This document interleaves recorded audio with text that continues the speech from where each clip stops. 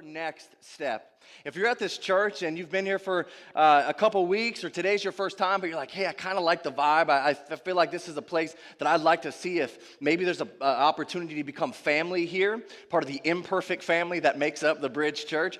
The growth track that we're doing is your next step. And so if you miss this month, you can jump in at any time, any month. We'll be doing this until Jesus comes back. So growth track, your next step. Let's talk about our imperfect family. I hope that you came here today expecting God to do something in your heart. I hope when you come to church, you're not checking off something on your list. You're showing up because, God, I need you. God, I need a word. God, I need your presence. I need something in my heart and in my life today. And I believe that today is a life-changing day for some people. And I don't ever want that to become like common that I say that, but I really believe if you would get hold of the principle and the message today, it would forever change your life. So, our imperfect family, week 2. I'm going to start today by asking you a question. What are some of the things that halt or stop a move of God in your life? What are some of the things that will halt or stop God moving in your life? Do you know there's things that we can do? There's things that we can put in place and put in the way of God moving, and we can actually halt or stop a move of God in our life that God has planned and prepared for us. Do you know that? It's incredible to think that God is all powerful, but still with the decision he gives us of choice, we can stop God's movement in our life. And I believe there are multiple ways this happens, but it's usually blatant sin or disobedience, okay? So just saying, hey, God, I'm going to live my way, and I want your little proverbs to help guide me and navigate me when life is good, but I'm going to live my way how I want. I'm going to live in sin. God cannot move in our life when we stay in a position of sin, okay? That's one. But I think the silent killer in the church, one of the things that will stop God's movement in your life the quickest, you ready for it? The spirit of offense. I believe the spirit of offense is the silent killer in the church, in your home, in your workplace, in your friendships.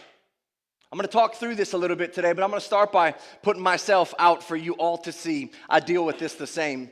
So I had gotten saved. I had went to Bible college. I went to Master's Commission. I was working for 1 year on youth staff underneath one of the greatest youth pastors in the country. His name's Johnny Wilson. He is a legend in youth ministry. Youth ministry of over 1,000 students. I mean, they're killing it in Orlando. And I got the opportunity to serve underneath him. And for a couple years, there was nobody I idolized like him. There was no one that could touch him as far as how I revered him, how I honored him, how I respected him. I loved this man. He was a man of God. He spent time on me as just a nobody that was full of questions and doubts and disbelief, and he took me under his wing and he shepherded me for a couple years. So I held him as such an incredible figure of my faith. And then I remember this literally like it was yesterday. It was a Friday night. Me and one of my friends, we were just hanging around the church late. Everyone was gone. It was probably 7, 8 o'clock at night. And Pastor Johnny just comes walking up to the auditorium. At that time, we were a set-up, tear-down youth ministry in the gym. And we were just hanging out on the steps of the gym. And you could tell he was a little flustered. And just like anytime he would walk by, hey, PJ, you good? Like, do you need anything? Yeah, if you guys could help me move some chairs, I'd really appreciate it. So cool. We jump up, we go inside, and we realize there's all these stacks of chairs that had to get moved back into the storage room. And so it's just Pastor Johnny, me, and a friend. And so we sit in there, and I'm thinking, like, cool, man, I never get this close to Pastor Johnny. Like, it's just 3 of us. Usually there's all these people around, and everyone's fighting for his attention. And I'm usually, like, the lowest guy in the room. So this is so cool. I get to be with PJ. And so we're moving chairs, right? And we're doing this. And 10 minutes go by, 20 minutes, half hour, 45 minutes. An hour go by, and we had moved chairs this entire hour. And by the end of it, Pastor Johnny looked up at me and my friend, said, that's it, guys. Just walked out. For an hour, he didn't talk to me. For an hour, he didn't converse with me.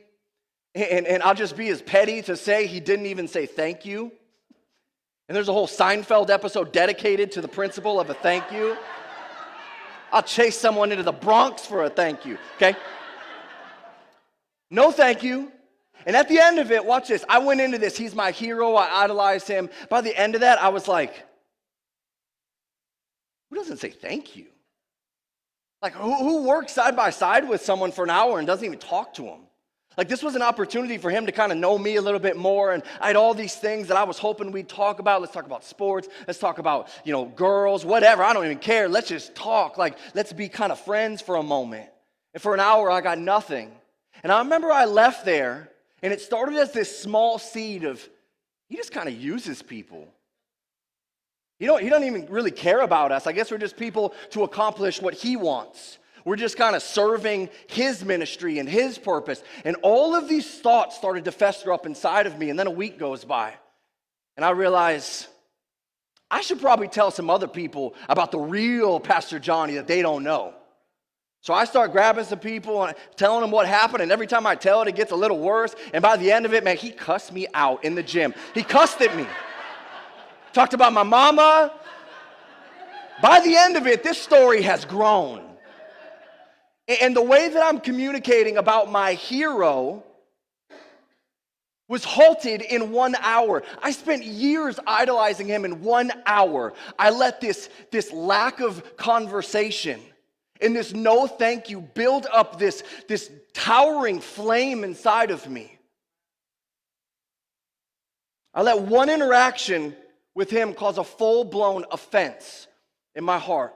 And it divided us personally and in ministry spiritually. This one insignificant, small thing brought division for months. It took me months to deal with this. Because it was so much easier to just gossip and stay angry and let the enemy have a foothold in my heart because it feels good, right? It feels good to tell someone how you were wronged. It feels good to let people know I would have done this differently. If I was in here, I would have never done this to people. It feels good. This is part of how we are in our sin nature. But I want you to know something about offense. You cannot escape offense. For the rest of your life, you need to come to the understanding that offense is going to happen. But offense is an event. Offended is a choice.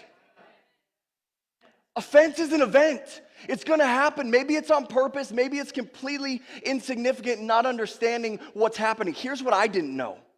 Pastor Johnny had 5 kids. He had an incredible responsibility at a massive church. I had no idea what was going on in his personal life. None. I didn't know what was going on at home with 5 kids. I didn't know what was going on in a church of 10,000. I didn't know. But I let 5 minutes distort my view of him. I want to read something to you because this week it just happened to pop up on my Facebook and it was so good. I want to read it to you. It's directly dealing with this topic of offense. Someone wrote on this that I'm just friends with. Here's what she said. She said, walking in unforgiveness has you carrying the ever-exhausting weight of bitterness. Out of all the consequences of being bitter, the most debilitating is that you're worn out by it. The more you are bitter, the more it makes you tired in your heart. It eventually makes you tired in your body as well. Bitter people are exhausted people because it is a weight to carry. Forgive.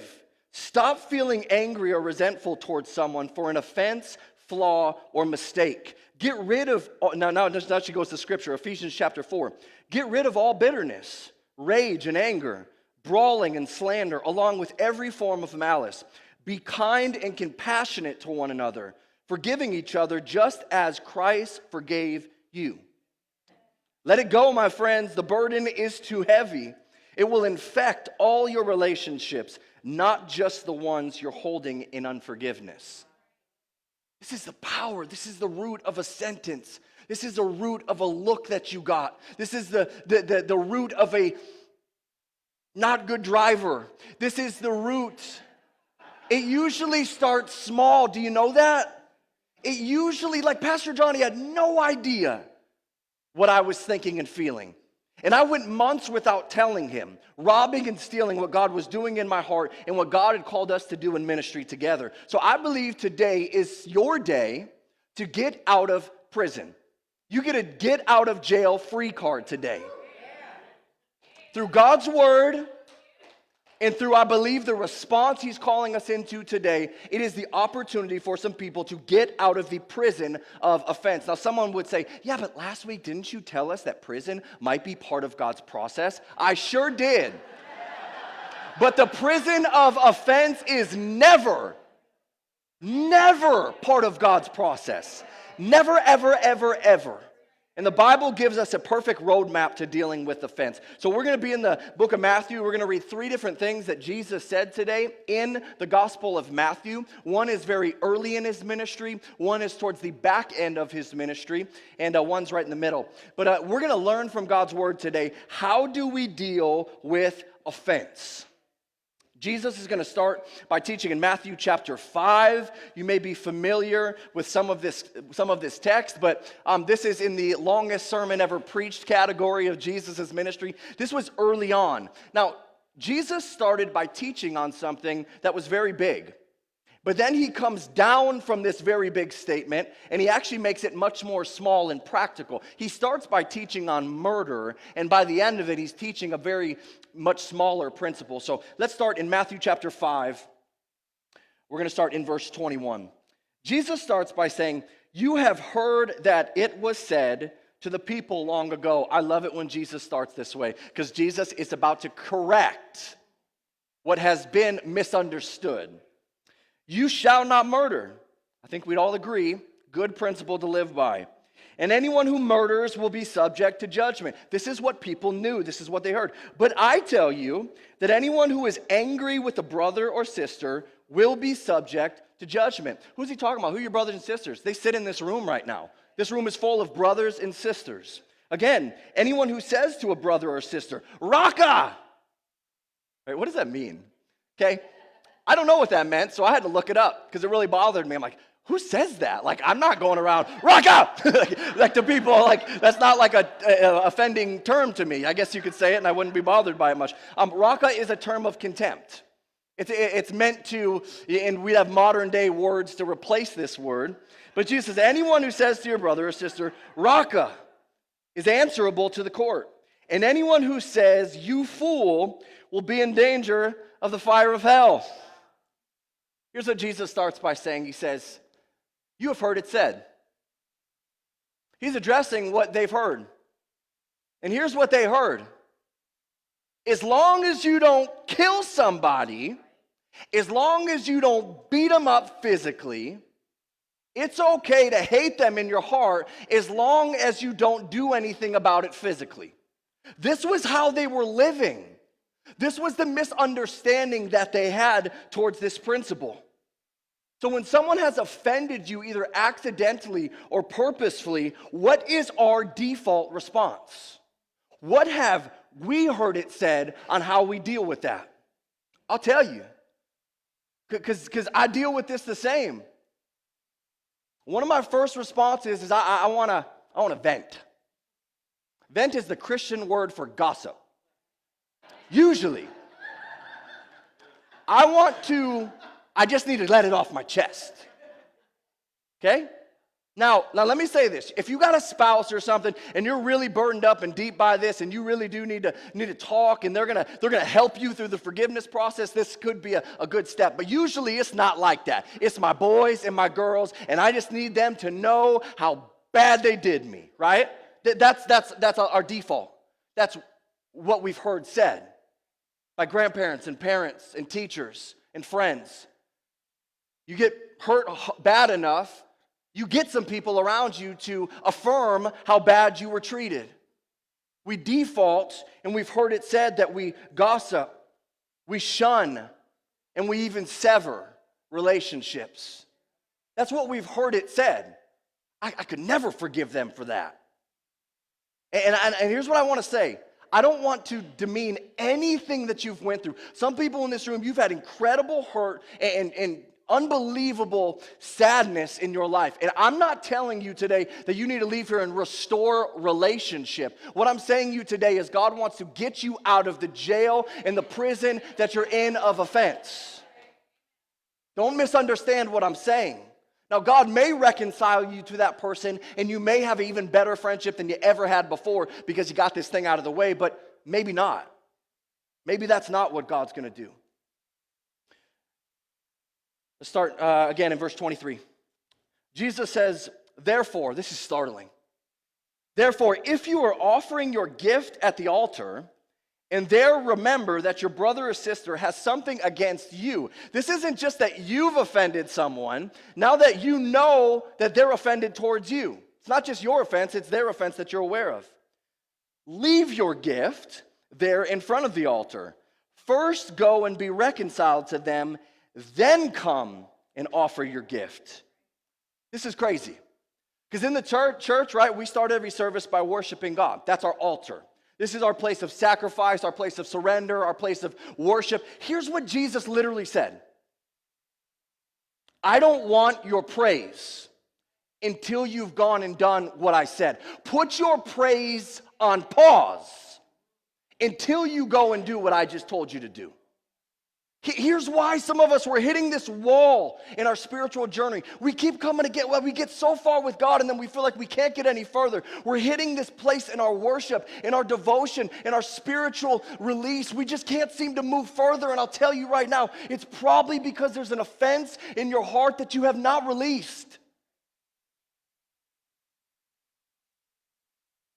Unrepentant sin or unresolved conflict, they kill us from the inside out.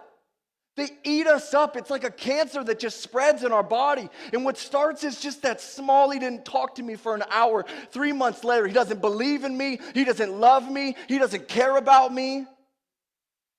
It starts as this small seed.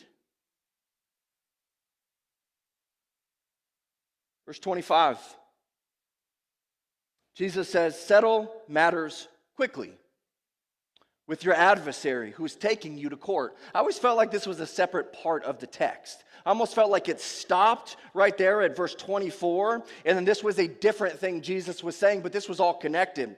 Settle matters quickly with your adversary who is taking you to court. Do it while you're still together on the way, or your adversary may hand you over to the judge, and the judge may hand you over to the officer, and you may be thrown into prison. Truly, I tell you, you will not get out until you have paid the last penny. You see, I always thought these were two different people. The brother that we start the text in and the adversary that we end the text in, I always thought these were two different stories about two different people, and they may be, but what if? The brother that we see in the beginning is now the adversary at the end. They become an enemy because of unresolved conflict, because of bitterness, because of anger. We've allowed what God put in our life as a brother or sister to lift us up has now become an enemy. Jesus said that you will not get out until you have paid the last penny. Jesus isn't talking about money here. You're going to pay with the last penny of every piece you have in your body. You're going to give that last penny of your security. Because you're so insecure by what they said and you never dealt with it. And so you've let that security, that insecurity become a definition of your life. Instead of dealing with it and releasing it and giving it to God, you've held on to it. You're going to pay through the last penny of your anger and your worry and your calling and your peace and your relationships. You're going to pay because you're giving those things up because you're choosing to stay in prison and in confinement. You see, forgiveness is a standard by which you can measure your Christian spiritual growth. It's a hard truth. The way that we forgive people resembles Jesus in us. Do you know that the debt that you had, that Jesus paid on the cross, is more than anyone could ever do for you, to you, against you? No one could ever incur the debt that we incurred. And Jesus said, I'll take it all. And I'll give my life. There's nothing more significant that I could give than my life. So how often you say, I'm sorry and apologize, it shows humility about God's activity in your life. When we don't forgive quickly, we stay in pride. I'll wait for them to come. They offended me. You know, offense, the way that we deal with this, it works both ways. James says if you know that a brother has offended, and Jesus said it here, you're required to go seek them out. You don't just get to stay and wait. and stew, right? Ooh, wait till they come. Ooh, I've been working on this response for days. They don't even know, right? Y'all laughing because you know it's true. Here's the truth about forgiveness. Forgiveness doesn't just come to me, it goes through me. We don't get just to receive, Jesus, I need your forgiveness for my sin, for my iniquities, for my failures. We're required for forgiveness to come to us and then through us. That's the power of forgiveness that we can offer other people. And I want to do something real quick. I want to show you guys how this works a little bit. I want to show you a little bit about how this principle of offense can work. I grabbed a little piece of paper because I need to help. You see it so we can deal with it. Number one, most offense starts with a small statement. Not all, but a lot of them. Starts with a statement. Maybe they said it a little snarky. Maybe they meant it. Maybe they didn't. But a lot of times it's words, things that were said, right? And how we interpret what was said is what can be the breeding ground for prison, for offense. Let me give you some examples of this. Can we do something fun? I feel like we don't have fun anymore.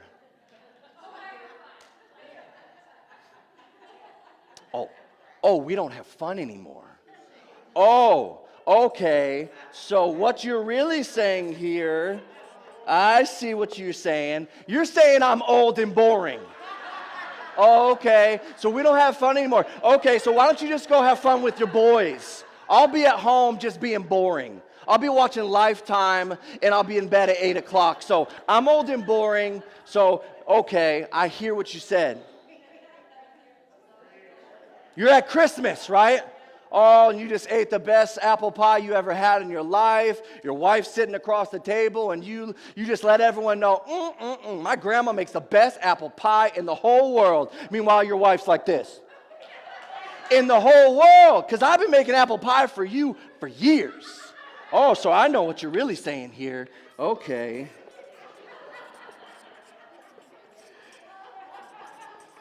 Okay, so next time you feel a little hungry, and you want a little bit of my meal, you can cook for yourself.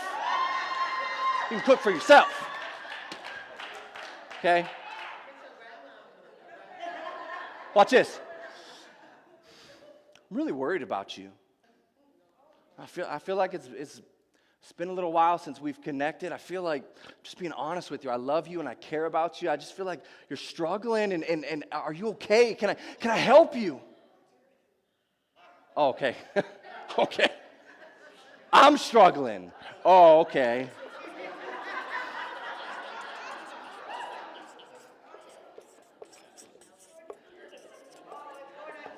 Okay.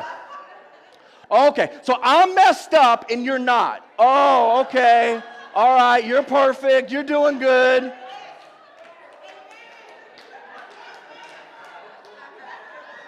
Last one. I didn't ask my wife. I may pay for this, but this is going to be personal, right? Can we do bedtime a little differently? Can we switch up our approach to how we put our son to sleep? Because I feel like it ain't working too well right now. I won't tell you who's who in this story. And I'm going to elaborate a little bit. Oh, okay, so I'm here all day. Sorry, I'm going to make it real easy to tell. Hold on. Okay. Okay, hold on. Oh, okay. Okay, so I'm not doing a good job. Okay, hold on. Oh, here we go. Oh, yeah. I'm stewing. Oh, okay. Okay, so we're not doing bedtime right. Okay. Well, why don't you just do it yourself? You know what? Why don't you just parent yourself? You know what? You should just live by yourself.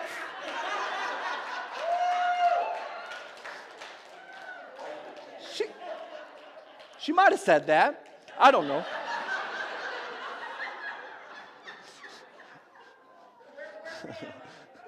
So, so many times, many times offense can start with a statement. And maybe that statement was meant to hurt you, and maybe it wasn't. How we receive the statement, process through the statement, matters everything. Let me tell you something about Satan's strategy over your life. Satan's first strategy as a husband, wife, a father, mother, and a kid, a best friend, a brother and sister in the church, his first strategy over your life is to divide you. Because if he can divide you, he can then destroy you, which is his whole mission in your life, is to destroy you. He doesn't care about your soul. He doesn't care about what God has planned for you. He wants to destroy it, and if he can divide you, he can destroy you. So he'll let these little statements get buried deep inside of us like shrapnel. And what happens when there's unresolved conflict and hurts in our life that we don't deal with, what happens is when we walk into our home, we're trying to navigate around all of these landmines. When we walk into church and you see someone that you ain't dealt with, oh, okay, I guess I'm not getting coffee this morning. Because they're over by the coffee and I want coffee, but I'm not going to go get coffee because they're there and there's this thing between us that we ain't dealt with, so I'm just going to skip the coffee today. We have all these landmines that we allow in our life. See, Jesus said in Matthew chapter 12, he said, every kingdom divided against itself is brought to desolation. And every city or house divided against itself will not stand. If Satan can divide you, he will destroy you. This goes for husbands, wives. This goes for parents, kids. This goes for work relationship. This goes for in the church. Satan's strategy is to divide and destroy. Here's how we combat this. Soft heart, thick skin. Soft heart, thick skin. Now some things, I'm not telling you to live in abuse. I'm not telling you to let someone manipulate you and mistreat you. But if they're kind of like these kind of things, and these are a lot of times the things that we just stew over, is these kind of things. You got to have thick skin and a soft heart. Here's why. You got to let some things go. So that when you need that forgiveness, because forgiveness is kind of like a tank, and you can empty it out. And so if you're always just festering over every little thing that happened, by the time something big happens, you are going to be completely depleted of your forgiveness. You just got to let some things go. And you got to get some thick skin. And if you constantly take everything personally, you won't have what you need when you need it. So Jesus teaches through this, and I'll finish in Matthew chapter 18. This is usually the standard place that we go to in church disagreement and conflict and leadership resolution. It always usually comes back to Matthew chapter 18. But there's some new things that I saw as I was reading Matthew 18 this week. So we'll start in verse 15. This is Jesus speaking. He's talking to his disciples. He says, if your brother or sister sins against you, is another translation, go and point out their fault, just between the two of you. If they listen to you, you have won them over. Here's what Jesus is saying. Every single attempt that we make towards reconciliation, I want you to understand the heart of Jesus. His heart is always to reconcile. What does reconciliation mean? It means to be made whole, to be in unity with each other. So when you go into any conflict resolution, it's not to prove a point. It's not to make the other person feel stupid. It's not to let them know how wrong they were and how right you are and to bring in your little unsubstantiated Bible verses to back up a point that God's not even in. That's not what we're doing. We're going in and we're saying, humbly, Jesus, I'm hurt and I'm bothered and I'm offended. And I need to go to that person one-on-one. That's where every reconciliation happens. Do you know that we were reconciled to God through Jesus? We had to be reconciled. We had to be made whole through the perfect shed blood of Jesus because we couldn't pay for our own sin. So when it comes to people, you know we all sin, right? Like our imperfect family, we called it that because we're not perfect. And we're going to say stupid stuff. And we're going to miss the mark. And we're going to have a bad day. And we're going to be angry. And we're going to have an outburst. And we're going to do things. And that's where the power of reconciliation comes in. To reconcile with someone the same way that Jesus laid down his life and paid the price, when you reconcile with someone, you're going to have to give something up and lay something down. You can't go in expecting just to hammer your point through and then leave feeling justified. You go and you lay things down. That's how you do it. One on one. Verse 16. But if they will not listen, right? First step is one on one. But if they will not listen, take one or two others along, so that every matter may be established by the testimony of 2 or 3 witnesses. This is step 2. And the reason I point that out is because step 1 is pretty difficult.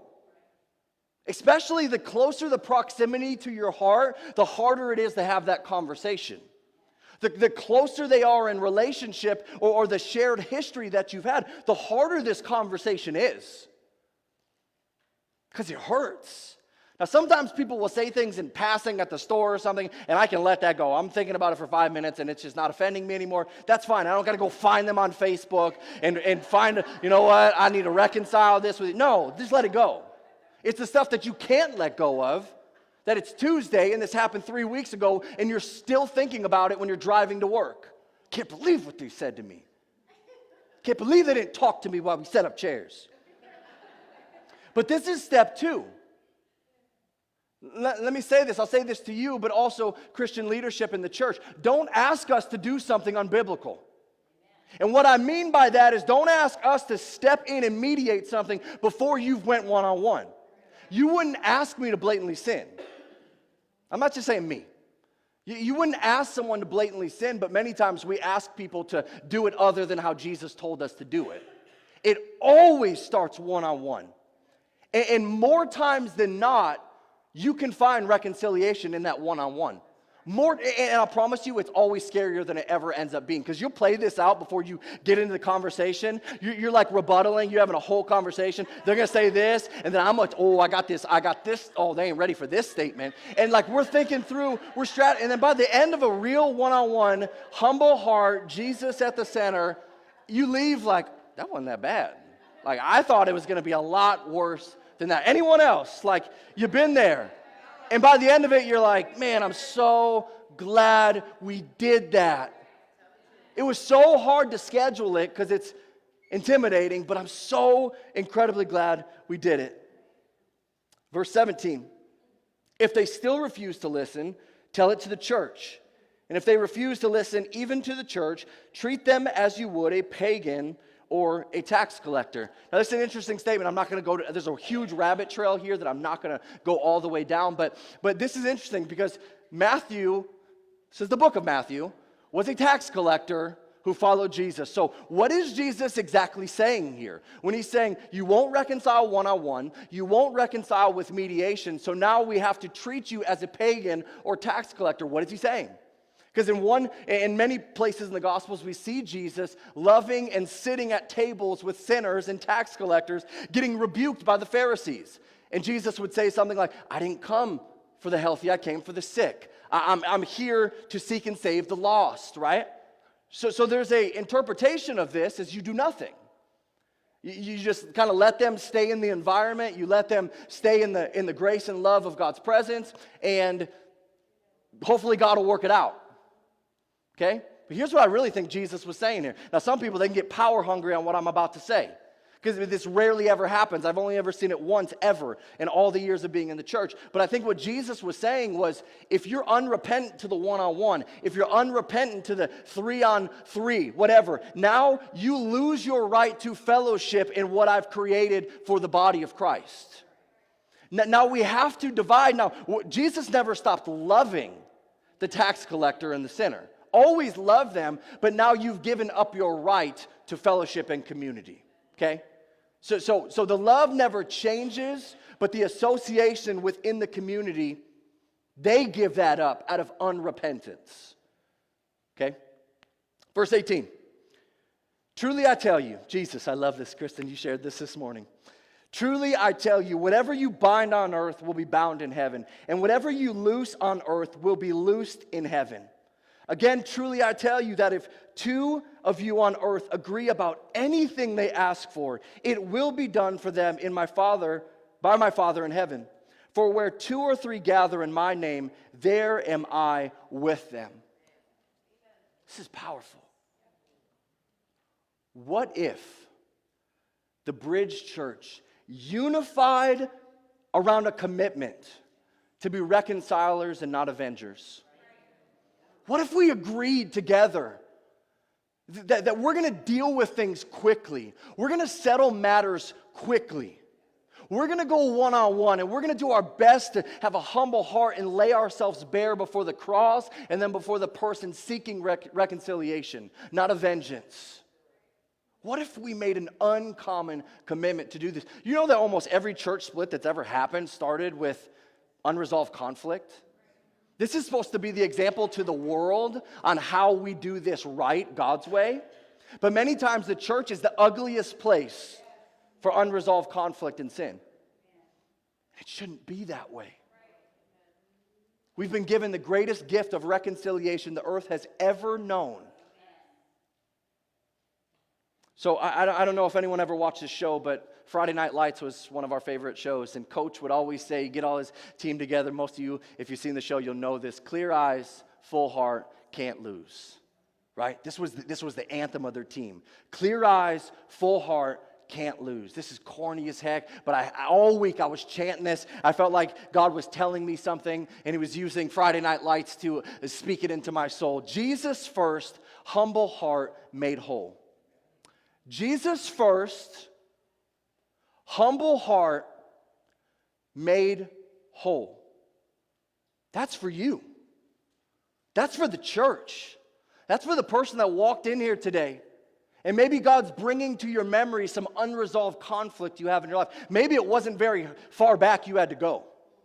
You might have came in here today and you could just say, pick one.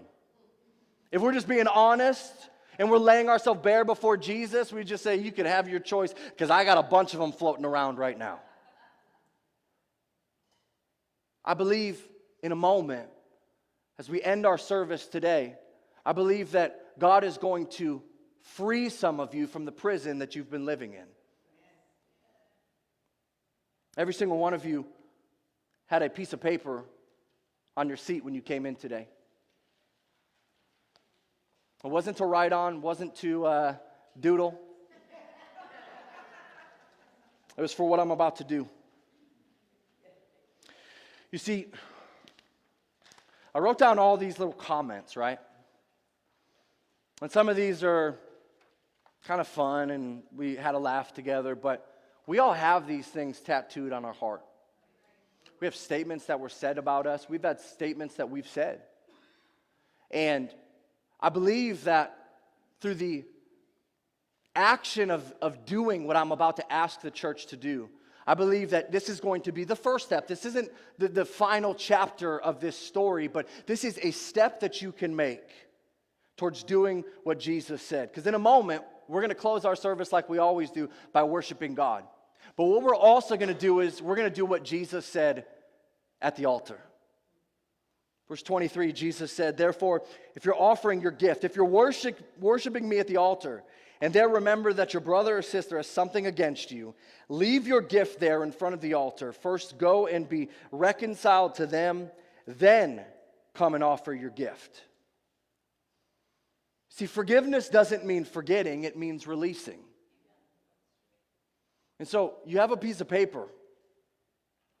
And what I'm going to ask you to do, and some of you, I'm just going to be honest, the person sitting next to you may be the one that you're holding an offense towards. So you can abbreviate this however you want. You can do code. You can write in Mandarin so they don't know what you're doing. Don't not do this because the person next to you, right? But here's what I'm going to ask you to do. This little piece of paper you have.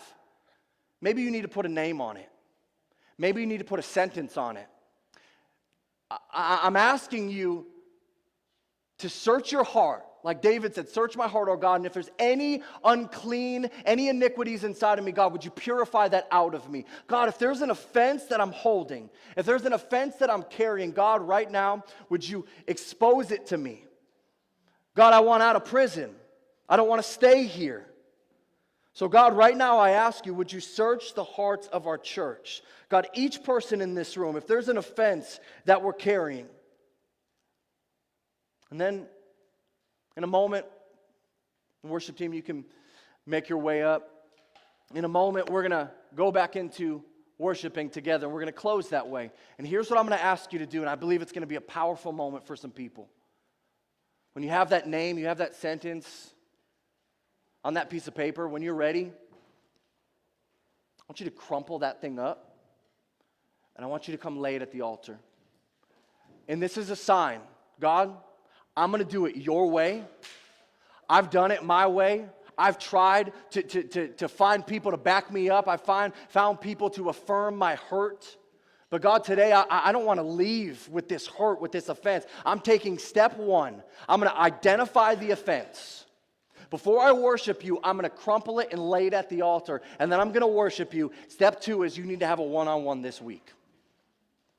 I'll tell you right now, the enemy is going to try everything he can to steal that from you. You did it at the altar. No, you need to have a one-on-one with someone. If you know, I can't move past this. This is unresolved conflict, and you need to have a one-on-one. You have to do that this week. You know why? Because forgiveness doesn't just come to me, it goes through me. Would you bow your heads and close your eyes with me for just a moment? Jesus, before anything else, I thank you for your free gift of forgiveness. God, I thank you that you offer us an opportunity to be reconciled. But right now, God, I pray over the offenses that we may be carrying, this weight. Some people in this room are physically tired because of spiritual weight that they're carrying, of offense. It's physically affecting them. God, I believe your way is better. You gave us a clear way to do this in your word. Today, God, I pray for the hearer that heard this. God, I pray that they would trust you, that this is your way, that you will reconcile us to one another if we do it your way. If God let us go free and drop the charges against us, why can we not do that for one another? God, you let us go free. And I pray today would be the beginning of us letting someone go free. Not that we forget it, not what they did was right, but knowing, God, that you will make all things right. And our job is not to find justice in the situation. Our job is to reconcile, to lay it down. Offense is an event. Offended is a choice. God, I'll lay down the offense today. I don't want to leave here offended. I choose to be free. So God, as we stand in a moment to worship, if anyone needs prayer, we're going to have people up here. If you have not made a decision to follow Christ, we have an opportunity to pray with us. We'd love to talk to you about what it means to make Jesus your Savior. But before you worship, before you lift your hands, before you sing a song, if you have an offense in your heart that you need to lay down, we're going to do it God's way today. We're going to lay that down before we worship. And we'll close in just a couple moments.